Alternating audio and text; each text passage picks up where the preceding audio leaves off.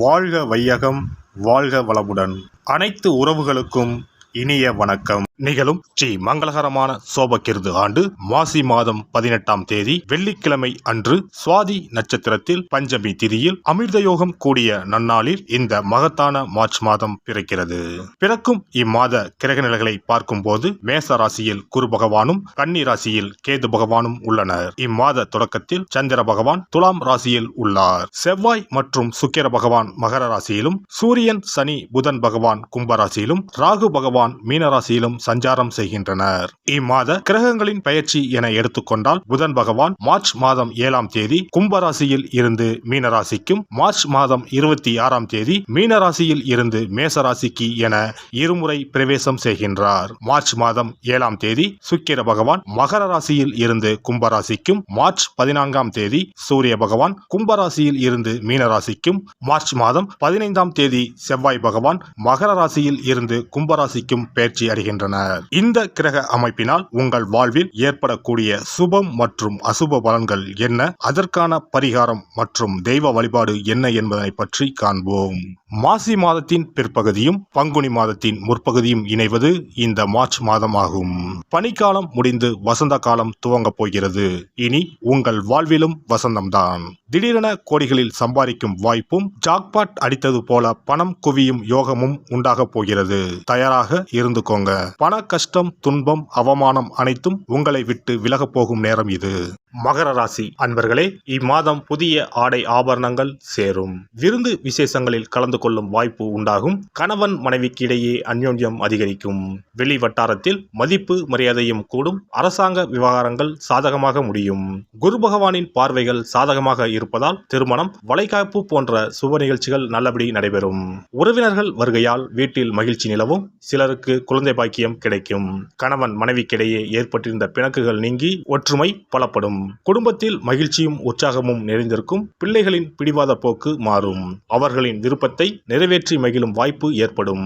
பிள்ளை அல்லது பெண்ணின் திருமணம் தொடர்பான முயற்சிகளை மேற்கொள்ளலாம். நல்ல சம்பந்தம் அமைய வாய்ப்புள்ளது. இளைய சகோதரர்கள் கேட்கும் உதவியை மகிழ்ச்சியுடன் செய்து தருவீர்கள். முக்கிய முடிவுகளை துணிந்து எடுப்பதுடன் அதனால் ஆதாயமும் அடைவீர்கள். அலுவலகத்தில் பணிச்சுமை அதிகரிக்கும்.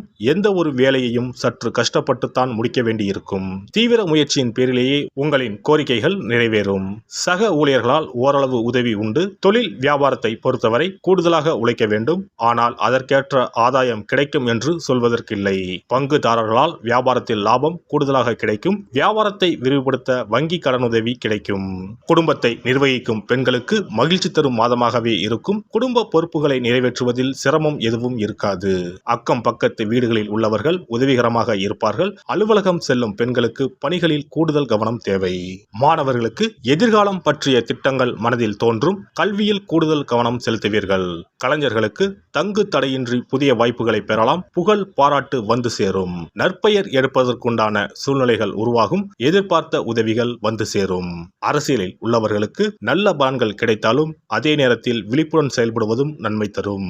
இழுபறியாக இருந்த சில காரியங்கள் நன்றாக நடந்து முடியும். கையிருப்பு கூடும். நட்சத்திர பலன்கள் உத்திராடம் 2, 3, 4ஆம் பாதம். இம்மாதம் நிம்மதியும் சுகமும் அதிகமாகும். புண்ணிய தலங்களுக்கு யாத்திரை செல்ல வேண்டி வரலாம். பணவரத்து திருப்திகரமாக இருக்கும். பல வகையிலும் பிறர் உதவி கிடைக்க பெறுவீர்கள். புத்தி சாதுரியம் அதிகரிக்கும். யாருக்கும் வாக்குறுதிகள் கொடுப்பதை தவிர்ப்பது நல்லது. திருவோணம் நட்சத்திரம். இந்த மாதம் தொழில் வியாபாரம் நிதானமாக நடக்கும். உறவினர்களுடன் அனுசரித்து செல்வது நல்லது. எல்லா விதமான காரியங்களும் சாதகமான பலன் தரும். பணவரத்து திருப்தி தரும். பக்தியில் நாட்டம் ஏற்படும். பணவரத்து அதிகரிக்கும்.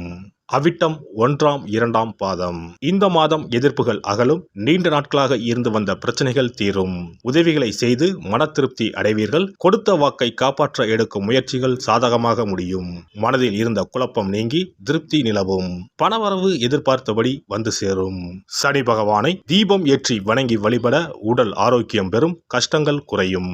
சிவபெருமானை வணங்குவதற்கும் அவரின் அருளை பெறுவதற்குமே அவருடைய ஆசி இருந்தால்தான் முடியும். அதனால்தான் அவன் அருளாலே அவன் தாள் பணிந்து என்ற அற்புதமான வாசகத்தின் மூலம் நாம் அறிய முடிகிறது. சிவ அருளை பெற வேண்டும் எனில் அது அத்தனை சுலபமான காரியம் கிடையாது. சிந்தையிலும் செயலிலும் சிவனையே நினைத்து ஒவ்வொரு காரியத்தையும் செய்ய வேண்டும். இனி இந்த மார்ச் மாதத்தில் மகா சிவராத்திரி எப்போது, இந்த நாளுக்கு அப்படி என்ன சிறப்பு என்பதனை பற்றி காண்போம். சிவபெருமானுக்கு எத்தனையோ திருநாமங்கள் உள்ளன. அவற்றில் மிக உயர்வானதாக சொல்லப்படுவது மகாதேவன் என்ற திருநாமம். மகாதேவன் என்றால் கடவுள்கள் அனைவருக்கும் மேலான கடவுள், கடவுள்களுக்கு எல்லாம் தலைவன் என்ற பொருள். சிவாய நம என சிந்திப்பவர்க்கு அபாயம் ஏற்படாது என்பார்கள். அப்படி கர்ம வினைகளில் இருந்தும் அனைத்து விதமான துன்பங்களில் இருந்தும் விடுபடுவதற்கு சிவனே கதி என சிவபெருமானை சரணடைவதற்கு ஏற்ற நாள் மகா சிவராத்திரி தினமாகும். மகா சிவராத்திரி நாளில் சிவபெருமானை முழு மனதுடன் உண்மையான பக்தியுடன் வழிபட்டால் நம்முடைய வேண்டுதல்கள் அனைத்தையும் சிவபெருமான் நிறைவேற்றி வைப்பார் என்பது ஐதீகம். கவலைகள் நீங்கி காரிய வெற்றியை தரக்கூடிய நாள் மகா சிவராத்திரி விரத நாளாகும். சிவபெருமானுக்கு உரிய அஷ்ட விரதங்களில் மிக முக்கியமானது மகா சிவராத்திரி விரதமாகும். சிவபெருமானின் அருளை பெறுவதற்குரிய மிக உன்னதமான புண்ணிய நாளாகும். ஒவ்வொரு மாதமும் தேய்பிறை சதுர்த்தசி திதியில் வருவதை மாத சிவராத்திரி என்றும், மாசி மாதம் தேய்பிறை சதுர்த்தசியில் வருவதை மகா சிவராத்திரி என்றும் கொண்டாடுகிறோம். நாடு முழுவதும் சிவ பக்தர்களால் கோலாகலமாக கொண்டாடப்படும் விழாக்களில் மகா சிவராத்திரி விழாவும் ஒன்று. இந்துக்களின் மிக முக்கியமான விரத நாட்களில் இதுவும் ஒன்று. முப்பெரும் தேவர்களில் ஒருவரான சிவபெருமானுக்குரிய ராத்திரியாக சிவராத்திரி கொண்டாடப்படுகிறது. இந்த ஆண்டு மகா சிவராத்திரி விழா மார்ச் 8ஆம் தேதி கொண்டாடப்பட உள்ளது. அன்று இரவு 8:20 மணிக்கு துவங்கி மார்ச் 9ஆம் தேதி மாலை 6 மணி வரை சதுர்த்தசி திதி உள்ளது. இதனால் மார்ச் 8ஆம் தேதி இரவு 8:30 மணிக்கு பிறகே சிவராத்திரி பூஜையை துவங்க வேண்டும். சூரிய பகவான் கும்பராசியில் பயணம் செய்யும் மாசி மாதத்தில் தேய்பிறை சதுர்த்தி நாளில் முதல் நாள் மாலை துவங்கி அடுத்த நாள் காலை வரை சிவனுக்கு தொடர்ந்து 4 கால பூஜைகள் செய்யப்படும். சிவராத்திரி அன்று இரவு முழுவதும் கண் விழித்து சிவ வழிபாடு செய்து அபிஷேகம், ருத்ராபிஷேகம் செய்து சிவ மந்திரங்களை உச்சரித்து சிவனின் அருளை வேண்டி பிரார்த்தனை செய்ய வேண்டும். ஆன்மீகத்தில் உயர்ந்த நிலையை அடைவதற்கும் துன்பங்கள் மற்றும் பாவங்களில் இருந்து விடுபட்டு மோட்சத்தை அடைவதற்கும் ஏற்ற நாள் இதுவாகும். மகா சிவராத்திரி அன்று அதிகாலையில் எழுந்து புனித நீராடி வீட்டை சுத்தம் செய்து பூஜை அறையில் விளக்கேற்றி வைக்க வேண்டும். பிறகு மாலையில் சிவன் கோவிலுக்கு சென்று அங்கு நடக்கும் அபிஷேகம் பூஜைகளில் கலந்து கொள்ள வேண்டும். அன்று சிவலிங்கத்திற்கு பஞ்சாமிர்த அபிஷேகம் செய்வதும் வில்வ அர்ச்சனை செய்வதும் மிக சிறப்பானதாகும். மகா சிவராத்திரி நாளில் எத்தனை முறை முடியுமோ அத்தனை முறை பஞ்சாட்சர மந்திரமான ஓம் நம சிவாய மந்திரத்தை உச்சரிக்க வேண்டும். இது தவிர சிவபுராணம் பாராயணம் செய்வது மிகவும் சிறப்பானதாகும். இந்த நாளில் ருத்ராபிஷேகம் செய்வதும் கோவில்களில் நடக்கும் ருத்ராபிஷேகத்தில் கலந்து கொள்வதும் மிகவும் சிறப்பானதாகும். இந்த முறையில் மகா சிவராத்திரி விரதம் இருந்தால் முந்தைய 3 பிறவிகளில் செய்த பாவங்கள் நீங்கும். மனக்கவலைகள், நோய்கள், வறுமை நிலை ஆகியன நீங்கும். அதோடு வாழ்வில் அனைத்து விதமான இன்பங்களும் உயர்வும் கிடைக்கும். நாம் செய்யும் வழிபாடு, பூஜை ஆகியவற்றிற்கு 2 மடங்கு பலனை தரக்கூடியது மகா சிவராத்திரி விரதமாகும்.